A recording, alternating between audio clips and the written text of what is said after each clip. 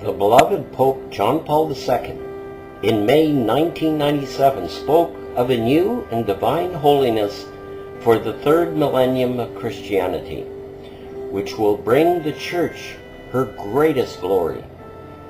This new era will be none other than the reign of the divine will, and will be the fulfillment of Christ's prayer that God's will reign on earth as it does in heaven. From the beginning, it was God's plan that man live within his will, a state in which man possesses God and is in turn possessed by God.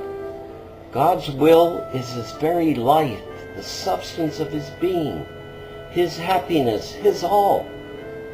However, Adam and Eve, when tested, chose to do their will, and so lost the gift of the divine will.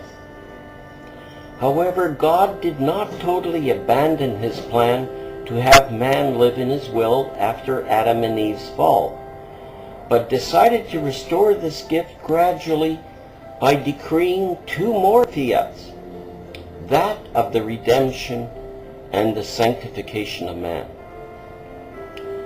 The history of God's plan for human creation can thus be divided into the three following works or fiats. 1. Creation. God pronounced this fiat himself, which effected the creation of the physical universe and the creation of man. This began with God's first words, fiat lux, let there be light. 2. Redemption. To effect this fiat, it was necessary that the creature Mary pronounce her resurrection. 3. Sanctification. This fiat restores the gift of the divine will to man and accomplishes the fullness of redemption and the perfect glorification of God. This fiat is also pronounced by the creature, first by Luisa Piccarreta, and then by each and every one who chooses to live in the divine will in each and every one of his acts. This brings about the reign of God's will in us, just as his will reigns in the blessed in heaven. One need only to desire this gift and choose to no longer give life to his will. Jesus will do all the work. One sacrifices his will by acting as Jesus wants to do the act in us. It is Jesus who wants to pray, who wants to eat, who wants to sleep.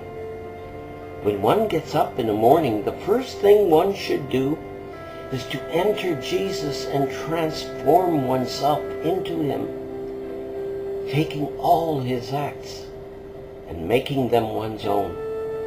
And then going out to all creatures, one gives Jesus' divine life to each creature. Then one returns to Jesus to give him, in the name of everyone, the glory that they should be giving him, praying, excusing them, making reparation and loving Jesus in their behalf. From the beginning, God intended man to live so closely united with him that he would fuse his will with that of God's in all his acts.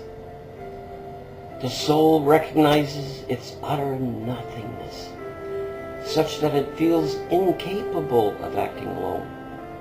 It wishes to act only in union with its beloved.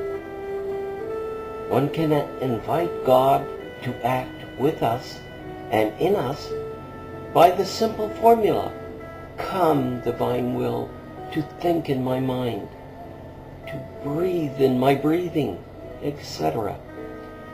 Come into my eating, in my driving, in my sleeping. One calls down God's will as the main actor within us, regardless of how humble or insignificant the act one is engaged in.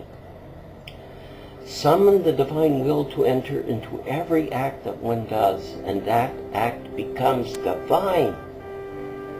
Jesus' acts in his divine will remain suspended within his will, awaiting one's corresponding acts in his will, and they immediately fuse into one's act to make it perfect.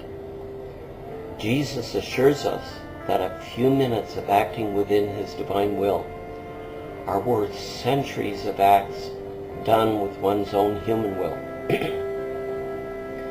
It is the creature's first duty to correspond in love with its little love, its gratitude, its thankfulness for all the things that God has done in our behalf. One can do this by making the rounds of the soul. One does this by going around everywhere, from the greatest to the smallest things created by God, to imprint his correspondence of love, of glory, of thanksgiving for everyone, and in the name of all human generations.